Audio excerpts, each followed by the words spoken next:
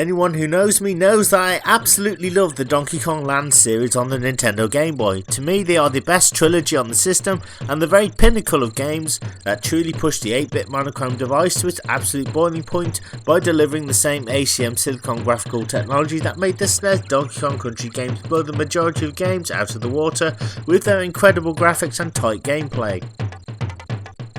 In fact, when the first game was demoed, everybody thought that it was running on superior hardware because the graphics were created using silicon graphics machines, the same ones that were used on blockbusters like Terminator 2 and Jurassic Park. The developers Rare were able to create 3D characters, models and level aesthetics and then render them down into 2D. However, the sprites had this fluidity and animation to them that looked far better than what had come before on the system, and some may argue what came after.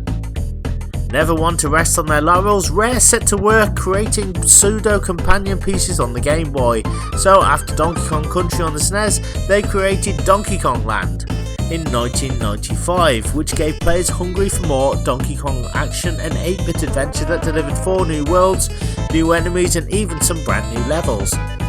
Whilst it lacks a lot from the first game, i.e. no other Kongs on the world map, and is in itself pretty straightforward, I would argue that Donkey Kong Land actually has levels even harder than some of those found in the first game. Although it was its own thing, Donkey Kong Land was kind of a mission pack of extra Donkey Kong Country levels. And I say that as a good thing, because Rare didn't repeat themselves too much and made sure the stages, although looking familiar, wouldn't be able to be breezed through like in Donkey Kong Country.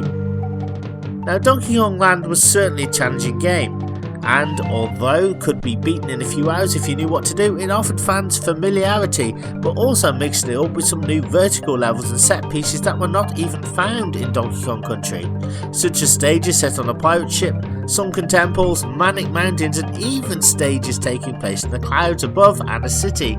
So if you were waiting for the second Country game on the SNES, the Nintendo Game Boy had your back, and Donkey Kong Land's August release would give you your fix for Donkey Kong Country 2, which would arrive 3 months later in November the same year. And arrive it did. It basically improved upon the first game in every single way and introduced a new character, Dixie Kong, who this time would team up with Diddy Kong, and the two would head off to Crocodile Isle to rescue Donkey Kong, who had been ape-napped by the evil King K. Rool, who was now going by the moniker Captain K. Rool. It was a bold move, taking the lead from the first game out of the equation, but Rare had so much faith in Diddy Kong as a lead character, they took a gamble, and you know what? It paid off in spades, and it broke the bank. Diddy Kong controlled pretty much perfectly, and so he didn't really need to change much.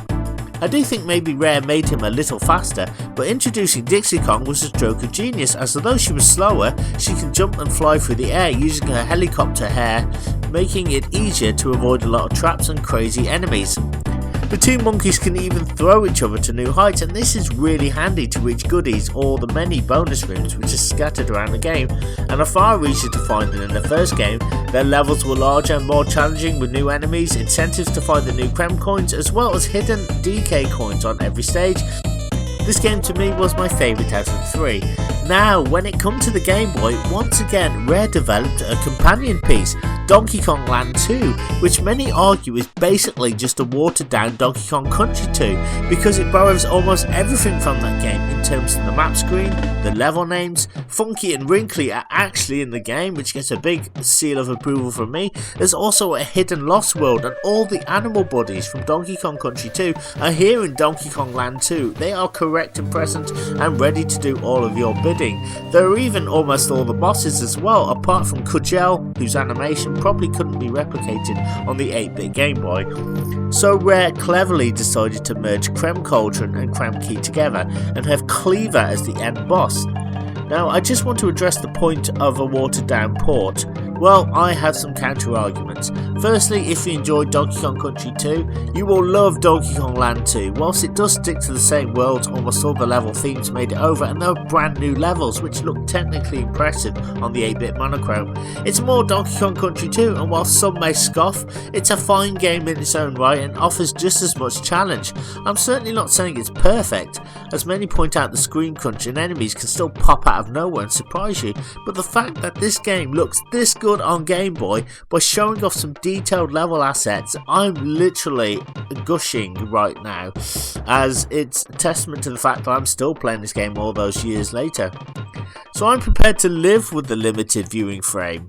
It's certainly better than in the first Donkey Kong Land, which I don't have a problem with, and it's easy to rag on the game, particularly after all these years. Back in the day I was just glad to play it at all, and I still think it's an incredible technical achievement. I mean, you can only have Diddy or Dixie on screen and not both, but the game works, and Rare did such an amazing job that when I'm playing Donkey Kong Land 2, I'm not thinking about the double team moves. I'm not thinking that I'd rather play the SNES game, because in my eyes both are just as good as each other, and for me a game has to be totally unplayable for it to be really bad. And I have to say, Donkey Kong Land 2, with hindsight, only has a few issues here and there, but it's bloody brilliant and well worthy of your time and attention, which is why I decided to play through this glorious 8-bit game, play every level, and give you my top 10 list of the hardest levels in the game according to me. Now, before I give you my countdown, I decided to only include levels that you have to play through and complete. I won't be including the Lost World stages, sorry, because these are entirely optional and can be avoided. Also, it just would be too easy for me to include, say, Black Ice Battle and phone in this top 10 and declare it as the number 1 pick. No, I played through the standard levels and analysed them for hours. I looked at how many times I died in the level structure itself, and just why certain ones were trickier than others.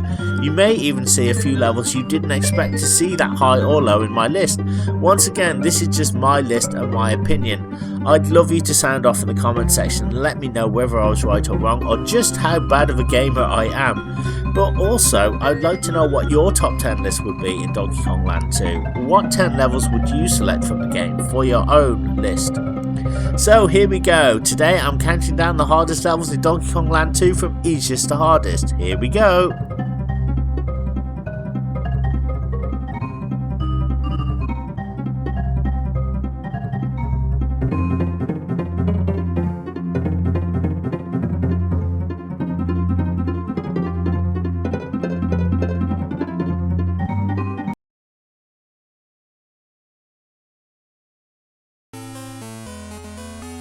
Number 10, Lava Lagoon, World 2, Creme Cauldron. The number 10 spot goes to a particularly challenging level in World 2, Creme Cauldron, called Lava Lagoon, and what a hugely detailed one it is. Rare have tried to replicate the Donkey Kong Country 2 feel with the backgrounds and rendered platforms, and they've done a spiffing job. In this horrific on-land and in-water nightmare, the Kongs must cool down the temperature of the water by finding Clapper the Seal at various points, and he will cool down that liquid long enough for our heroes to rush through to the sunken depths. However, this effect is only temporary. Remember that you can't dilly-dally here, and as soon as that water starts to flash, get out as fast as you can, as you will either lose one or both Kongs if you're not quick enough. Also, there are 2 bonus rooms to be found here, and of course a DK coin, so this makes exploration even more tense as you have less time than you think to find them all. So if the water doesn't get you, then the underwater nasties will, and yes my friends, I got caught out more than a few times trying to navigate my way through. Float Sams, Puffed Ups and Lockjaws are on hand to ensure that your journey through this level will indeed be a painful one. Luckily, the one ace up your sleeve is On Guard the Swordfish, who appears frequently through this level. His huge snars will easily knock the aquatic buggers on their asses. He also has the benefit of being able to swim faster too. Whatever you do, don't rest on your laurels, and again explore, but do so swiftly. Whilst it is by no means the hardest stage, it's the easiest of the hardest levels so far, and man was I glad to see the back of this stage, as being boiled really isn't my style. Yes, a tricky gimmick that might cause you a few mistakes, but once you get used to it, you should be able to get through this one mighty quickly. Number 9, Bramble Blast. Just eking into number 9 slightly above Lava Lagoon is another gimmick level, however this one is not only cooler but also deadlier. Bramble Blast is the second level in World 3 Crazy Kremland and features a level made entirely of razor sharp brambles which have to be avoided.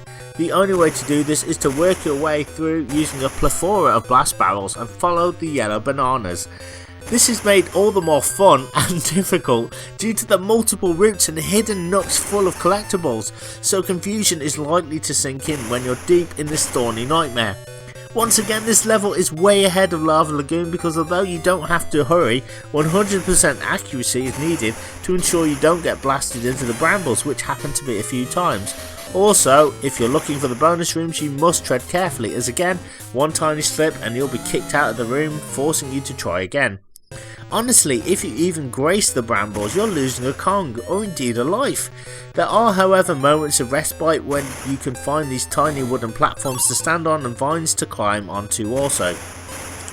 Rare spared no expense putting zingers in the way of the barrels to not only add to the sting factor, but to also thwart your progress. Squawks the parrot also shows up to help in a particularly tricky bonus room to destroy the enemies, and this can be torture as you have to keep the bird flapping, but you can't let Squawks go down or up too far, as yes, you will take a hit from this annoyingly constant gimmick. But as many times as I failed this level, I didn't hate it. It's fantastic and so well designed and differs in structure from its console counterpart, as well as showing off some impressive graphics which just wowed me even to this day. Plus, it's always fun to hear an 8-bit rendition of Sticker Bush Symphony 2. An amazing level and an absolute pleasure to play, as it really ramps up the challenge slightly. Number 8, Slime Climb World 2 in Creme Cauldron. Okay, so as both Creme Cauldron and Creme Key emerged into one glorious world for this Game Boy outing, Slime Climb is the final level in Creme Cauldron, and once again uses a horrifically timed gimmick to make poor Diddy and Dixie speed up. This stage is set on a huge pirate ship, and the two monkeys must quickly ascend to the top as quickly as humanly possible, due to a rather disgusting toxic slime rising very gradually to burn our two protagonists. You have to be fast and you cannot hesitate for a second, and you really have to memorise what you're doing, where you've been and where you're going. Now this is easier said than done though. If this is your first time playing this level, you need to avoid the enemies and be as accurate as possible, especially when navigating these hubs. Did I mention you need to be fast? Oh my god, I love to hate this level, but it's also very fiendish and does not reward sloppy play. It doesn't suffer fools gladly either. It's ahead of Bramble Blast for the reason that this is a timed gimmick, and at least with blasting through tricky bramble laden areas, you can at least take your time. Not here though. Did I mention you have to be fast? I would mistime my jumps, and this only impeded my progress as the toxic sludge started to get higher. There's no escape, and it's a tough stage, that's for sure. Thankfully, the secrets are easy to obtain, but don't take too much time or you'll get slimed for your efforts. The enemies certainly don't make your ascent any easier. The devs do at least put an invincibility barrel right near the end to help you out, as I'm sure this was a reward for just getting to the final parts of this tricky stage. Yes, I made it to the top eventually and had to kind of feel the fear and play through it as quickly as I could. What a cruel and horrible level, and one which had me reaching for the paracetamol. And it is well deserving of the number 8 spot on my list. Number 7, Gusty Glade. At number 7 is the technically impressive stage, Gusty Glade, which is the 4th stage in Gloomy Gulch, and once again the only way to pass this level is by taking part in another gimmick. This time gusts of wind are being blown in either direction, and you have to use the gusts to propel the Kongs across large gaps and not fall down in the process. Eagle-eyed players will spot a secret area right at the start of the stage, and after carefully jumping you can reveal some hooks which will give you enough momentum to get over this hill and find one of the best animal buddies ever, Rattly the rattlesnake, who, truth be told, does make most of the stage easy. However, he can be quite fiddly when trying to steady him after landing.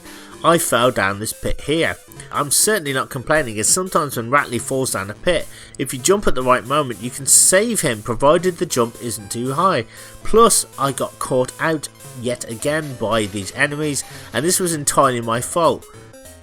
Okay, I do agree with the masses that yes, the viewing window is tiny, however the visuals are a lot clearer than in Donkey Kong Land, so you can kind of make out enemies who are on the same screen as you. However, reluctantly I have to agree that enemies can still pop in on screen and catch you out, and I experience this more often than not when moving through a level vertically. Now this stage is easy in theory. I mean, all you have to do is time the gusts and you'll be fine. It gets really hairy here when you have to get hung up by a hook to quote Erasure. Also, we have to time the gusts using barrel blasts too. Gusty Glade made number 7 because you are not on a timer, but you must jive with the rhythm of the level. If you don't, you will be blown into a bottomless pit. Plus, just look at these crazy enemies here, waiting for some poor fool to knock into them. Now, as much as I died on this stage, I really enjoyed it, and kudos to Rare for including it. There's a lot going on here, and the wind effect looks freaking awesome. It's only slightly tougher than Slime Climb because it's easy to slip up here. Also, you must beat the previous 3 stages and this one just to get to Wrinkly Kong to save your game, so that was my reasoning for putting it ahead of Slime Climb. At least if you fail on that stage, you can save your game in that world as Wrinkly is already uncovered. Gusty Glade, I salute you. Fantastic stage. Number 6.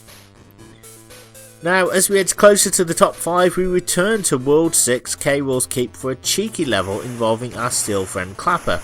It's Clapper's Cavern, and not only is this one gorgeous looking level, the Kongs must platform for a massive icy cavern that is slippery to the touch. What makes this level so devious is the fact that Clapper must be used at various points in the stage to freeze water so the Kongs can quickly slip and slide over it to get to the next part of the stage. This time the water isn't hot though, it's freezing cold. Once again, there is a small window of time, and if you're not quick enough you will fall into the Arctic water below and lose a Kong. Slide quickly, otherwise you will fall short of the mark and fall to an icy doom. This just kept happening because I was way too hasty. I tried to hurry using Dixie's helicopter guide, but alas, I had to take my time as I don't know what's safe ground and what isn't at this point. Like Gusty Glade, I really enjoyed this level. To be honest, for a Game Boy game, to be challenging me in this manner and making me pull my hair out, hence why I'm bald, is fantastic. However, I absolutely refuse to give any money to save the seals. I'm sorry Clapper, it's not you, it's me. I need a little time, a little space, a place to find myself again, you know. Oh yeah, I know goodbye when I hear it, but my heart's already out there, and it's walking down the street. Okay, we have reached the top 5, and we are sticking in World 6 for this next pick. Number 5, Toxic Tower. We have reached the top 5 and we are sticking in World 6 for this next pick. It's Toxic Tower, the final stage in K-Rool's Keep, and it's basically Slime Climb Mark II. This level has the Kongs and various animal bodies climbing a huge tower with rising toxic sludge, which will hurt and or kill you instantly. You don't get very far before finding Squitter, and you better create webs like Gromit creates train tracks in the wrong trousers, because that sludge has absolutely no mercy. The ensuing panic I felt caused me to mess up time and time again, and I fell in that toxic monstrosity more times than I care to mention. Honestly, it's the same deal as Slime Climb. You need to be accurate and fast. Make it past Squitter and you will find a rattly barrel. This is probably the most difficult part of the stage, as you have to jump carefully, and you need to be careful not to knock Rattly, as he will fall to the bottom of the screen like a sack of spuds. As you can see, I didn't even take my own advice and tried to rush through as thoughts of being horribly mutated ran around my brain as I was trying to get to the top. If you can somehow survive the Rattly section and transform back into our monkey friends, as well as survive this nasty set of obstacles, you're onto the final stretch where this game has you play as Squawks the Parrot. Now admittedly, this is actually a lot easier than having to be Rattly or Squitter, and flying upwards is actually a relief, but yes, enemies will still pop into view when ascending vertically, as I mentioned earlier. Still, at this point you can at least throw a load of nuts at the baddies and clear a path to make it to the top. There are zingers and crooks waiting to put a dent in your wings, but just keep the faith because the end is almost in sight. All you really need to do is don't look down and keep ahead of the rising slime, and victory will be yours. So yeah, this is tough mainly because of Squitter and Rattly. It's not so much the controls, it's the fact that your webs and jumps must not fail. However, this is much easier said than done, and it's for this reason that it made it to the number 5 spot. I'm never climbing a tower again.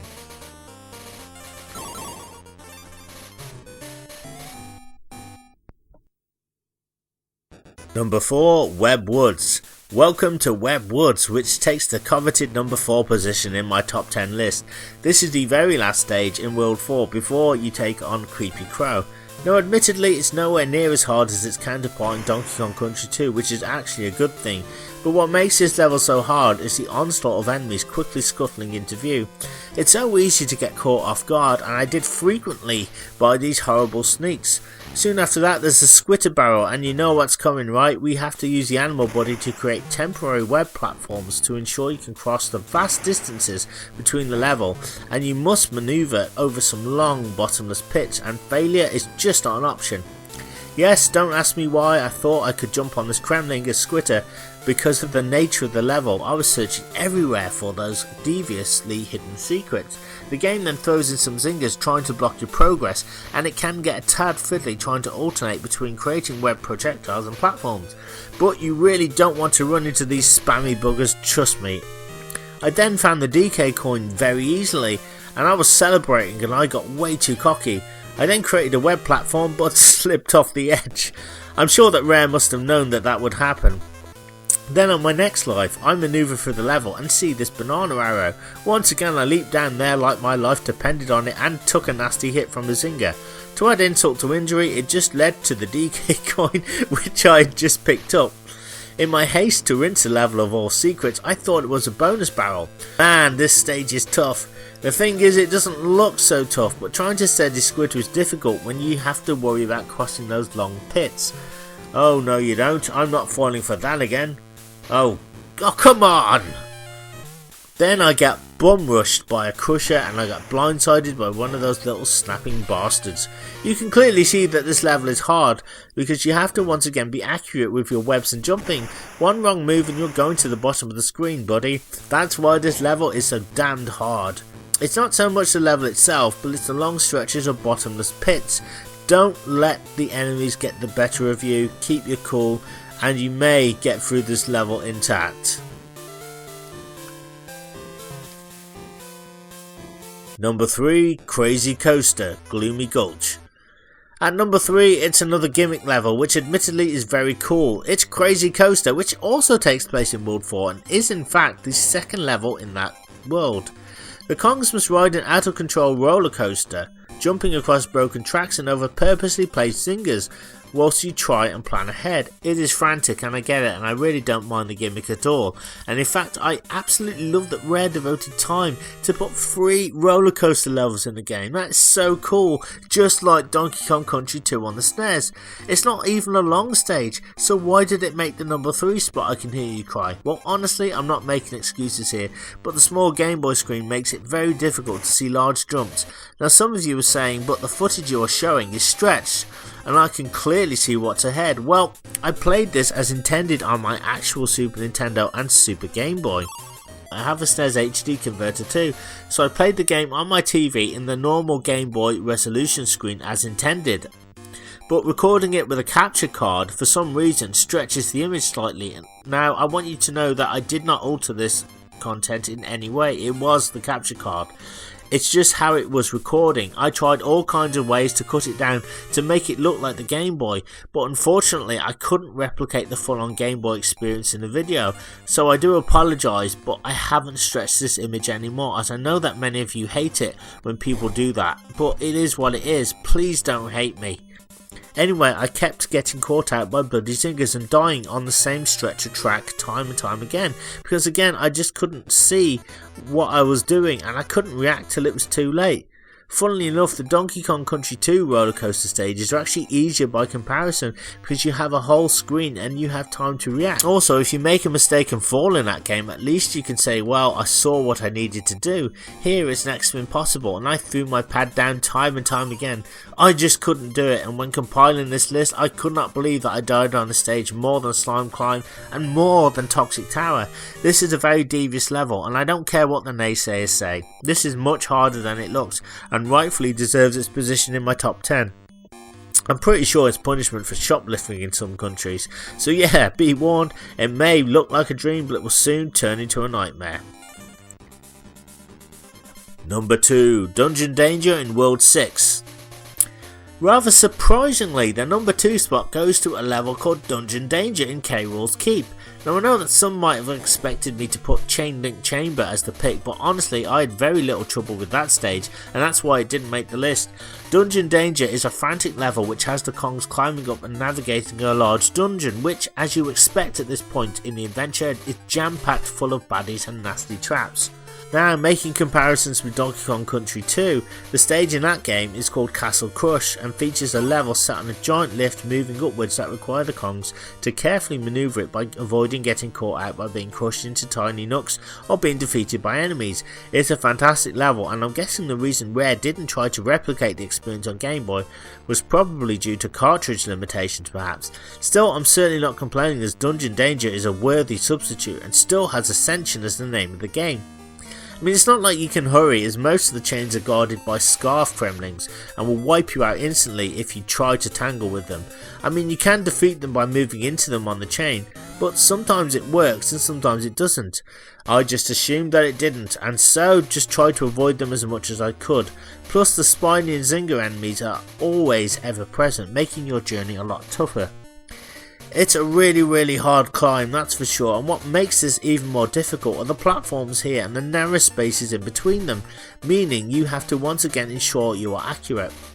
I can't tell you the amount of times I failed the stage simply because I kept rushing and mistiming my leaps and tumbling to the stony ground below and having to make my ascent once again, or I would get constantly blindsided.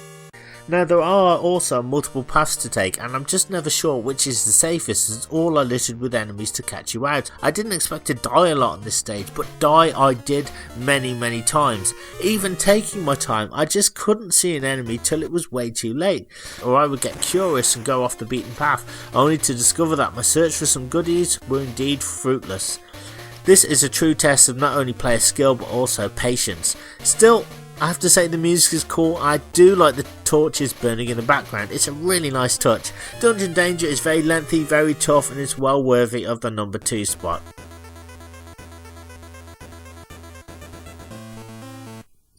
Number 1.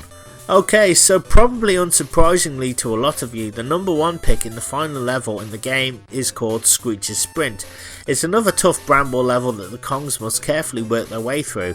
As expected, this is a hard level. I got caught out time and time again, and this was only at the start of the stage. It's littered with click-clacks, zingers and bramble pits. You have to avoid all of these by climbing up vines and avoiding getting hit by them, or indeed the thorns, which have absolutely no mercy. At first you think, oh, it's just like a much harder version of Bramble Scramble, and you can't really sprint, so why is it called Screech's Sprint then? Well, this is why.